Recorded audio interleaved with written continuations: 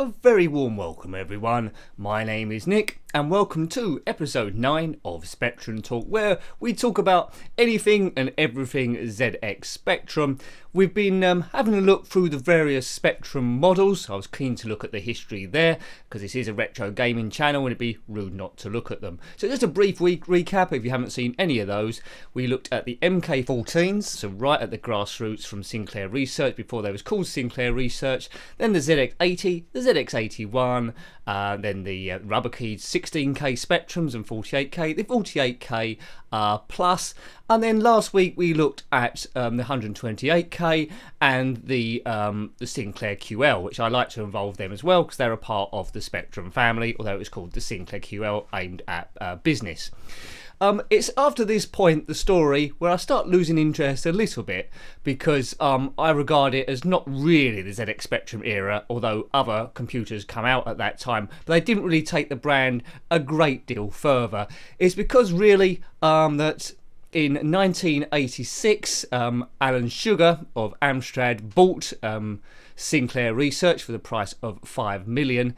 And up to that point they'd been producing Amstrad CPCs, and I saw the two sort of like blending together, and the looks of the thing, it sort of like merged, so it wasn't really the ZX Spectrum anymore, although it was basic, the 128K. So it's still a part of the Spectrum history, of course, but I think it's a disjointed bit of history, so this episode may or may not be a little bit shorter than normal. As I mentioned there, Alan Sugar's Amstrad bought Sinclair Research for $5 million. I don't know if they was quick to offload it, Sinclair, because they didn't really get that good a deal. The 48K Pluses were struggling to sell, I believe, and they'd made a bit of a loss on the QLs. But Amstrad come in, they sold all that old stock, which I mentioned on the previous episode, and they already recouped that $5 million from just selling the old stock, and then they had this the Sinclair Research brand name.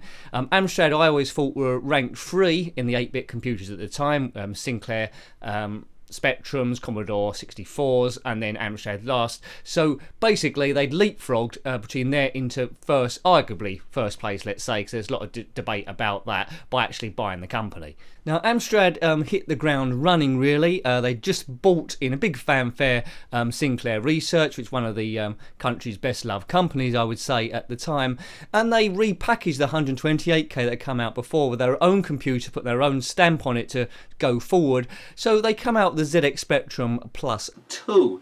The computer curiously was grey, and that was a bit of an odd thing because I always thought the Spectrum at that time iconically had the black casing. That's what stood out. What Amstrad knew, which Sinclair Research didn't really like to admit really, Amstrad sort of like knew that the main market was gaming, and that's what they aimed towards. Before, with all the previous Spectrums, it was just an afterthought, and to load things via cassette tech you had to connect the ear and mic leads. This ZX Spectrum Plus 2 in 86 actually combined the cassette recorder, or data recorder it was known, actually integral as a part of the unit. It looks a bit more professional over previous units. It had a spring-loaded keyboard, so it felt nice to type, and also there was dual joystick ports, so you know, another indication that Amstrad were admitting, yep, this is mainly a gaming computer.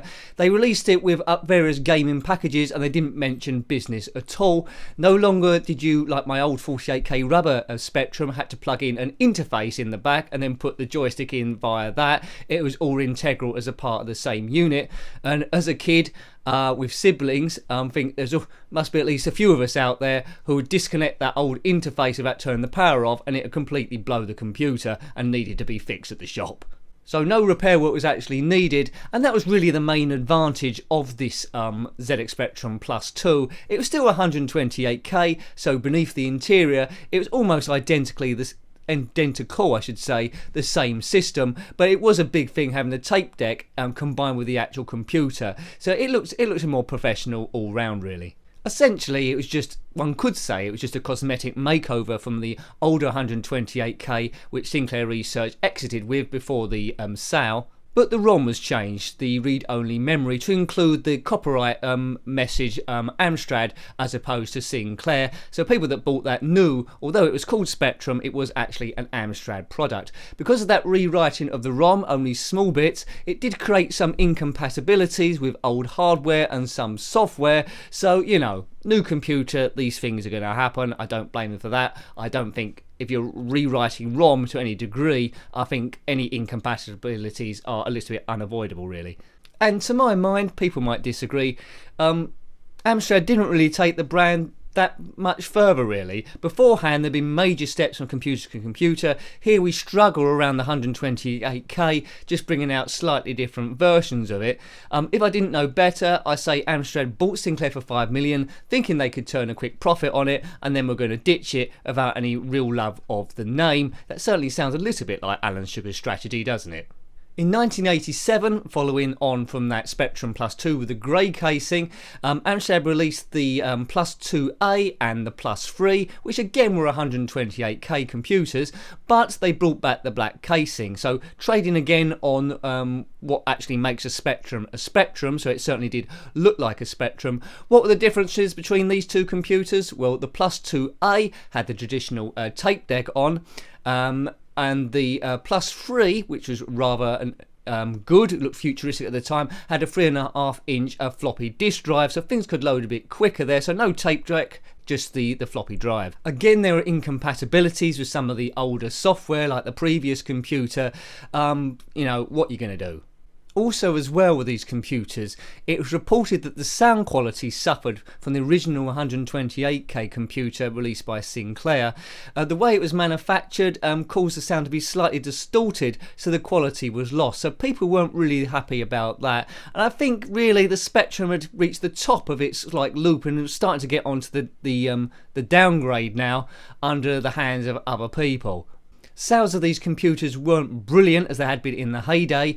Spectrum had peaked in terms of sales of the old rubber 48K keyboard, which I owned, which I told you a few times there, and I absolutely loved. The other ones I found hard to love. There was no real soul to them. Production ended on these Plus 2A and 3 computers around about 1990, amongst rumours that Amstrad were going to re-release their CPC range, so the range that before, although it was a decent computer, failed to get traction in the market to be as big as Spectrum and Commodore. So they'd gone back to basics. They made a bit of money out of the Spectrum name, and now they was going back to what they knew, so that spelt really the end of the Spectrum. Before Xing it out completely, there was the Plus 2B and the Plus 3B, which went a little way to change the way the sound was. Previously there was sound problems, but they changed it, integral part of how the sound mechanism worked, and that was fixed.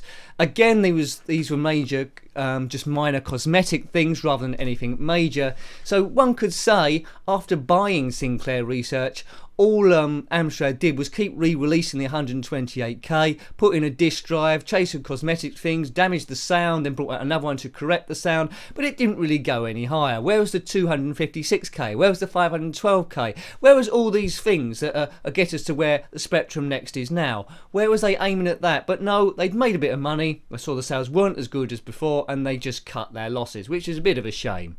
So for now, the Spectrum Plus 2B and the Plus 3 is where the Spectrum story ends.